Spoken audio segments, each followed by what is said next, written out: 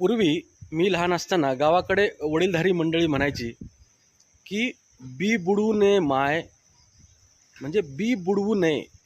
म्हणजे ज्यावेळी पीक हातात येतं शेतकऱ्यांच्या आणि ते धान्य घरात येतं, त्यातलं काही धान्य पुढच्या पेरणीसाठी ते वेगळं काढून ठेवायचे, म्हणजे बी राखून ठेवायचे.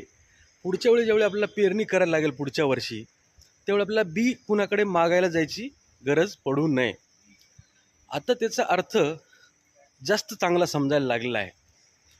म्हणजे आता तर जी लोक शेती करत नाही, ज्यांना पगार मिळतो महिन्याला, तर त्यातला जो काही 25% भाग असेल तो पुढच्या आयुष्यातील आपल्या ध्येयासाठी, पुनर्निर्मितीसाठी, म्हणजे पैशांनी पैसे कमवावेत म्हणून आपण ते गुंतवणूक केले पाहिजेत.